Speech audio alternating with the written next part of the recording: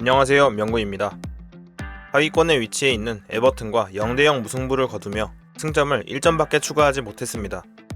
이번엔 또 어떤 헛짓거리를 하다 비겼는지 같이 한번 보겠습니다. 먼저 라인업부터 보겠습니다. 칼라피오리는 아직 복귀하지 못했지만 마갈량이스가 선발로 복귀하면서 이 정도면 거의 전설의 1군급으로 강한 라인업이었습니다. 모나코전에 챔스 선발 데뷔전을 치렀던 스켈리가 리그 선발 데뷔까지 하며 팀버가 오랜만에 우측 풀백으로 선발됐습니다. 그리고 메리노를 드디어 써먹어보려는 중원 조합으로 8번 롤에 메리노, 6번 롤에 라이스를 세웠습니다. 좌측 윙은 솔직히 누가 나와도 과정 결과가 다 비슷해서 마르티넬리가 선발로 나온 것으로 보입니다. 개인적인 생각으로는 에버튼처럼 대놓고 템백을 세우는 팀 상대로는 온더볼의 장점이 있는 스털링을 써먹어보면 어떨까 싶은데 아르테타는 좌측 윙으로는 생각이 없어 보이고 사카의 백업 정도로만 생각하는 것 같습니다. 최근 몇 경기 동안 만족스럽지 못한 모습을 보여주고 있는 웨데고르입니다. 맨유전에 잠깐 주춤하더니 플럼 모나코전에는 영향력이 없다시피 했고 이번 에버튼전, 특히 전반전은 웨데고르가 아스날에서 보여준 모습 중 최악이 아니었을까 싶습니다. 웨데고르답지 않은 실수를 하지 않는가 하면 크로스의 구질과 정확도도 떨어졌고 에버튼의 역습 상황에서는 무리하게 발을 뻗다 넘어져 실점할 뻔한 장면을 마갈량이스가 막아내기도 했습니다. 여러 찬스를 놓치기도 하고 골문 앞에서 픽포드에 막혀 득점에 실패했습니다. 그리고 62분에 라이스와 함께 교체 아웃되며 은원에리가 웨데고르의 자리로 들어갔습니다. 아르테타는 라이스는 약간의 통증을 느껴 교체, 웨데고르는 전술적인 변화를 위한 교체라고 했는데 이럴 거면 웨데고르가 부상이었을 때 진작에 은원에리한테 기회를 주면서 적응을 시켰어야지 10분씩만 뛰게 해주다가 이제 와서 은원에리한테 의존하는 건 말이 안 된다고 생각합니다. 맨유전부터 리그 3경기 연속으로 필드골이 없습니다. 심지어 최근 2경기는 템백을 세운 중하위권 팀들 상대로 승점까지 이뤘습니다. 필드골이 나오지 않는 데는 여러가지 원인이 있습니다.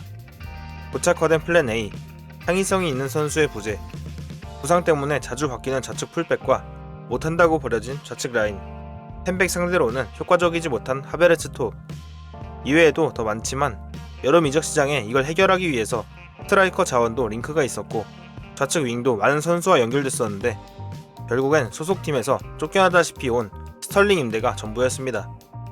변화가 없는데 당연히 분석하기는 더 쉬워지고 실제로 상대하는 선수들도 적응해서 막기 더 쉬워졌을 겁니다. 템백을 상대할 때 세트피스로 재미를 많이 봤지만 언제까지 세트피스에만 의존할 수는 없는 노릇입니다. 겨울 이적 시장에서 공격 보강의 필요성이 더욱 부각되고 있습니다. 경기 내내 상대의 공격이 거의 없었지만 후방 빌드업에서는 안정적이었습니다. 우측 풀백으로 복귀 후 안정적인 경기력을 보여줬습니다. 수비에서는 안정적이었으나 크게 돋보이지 않았습니다.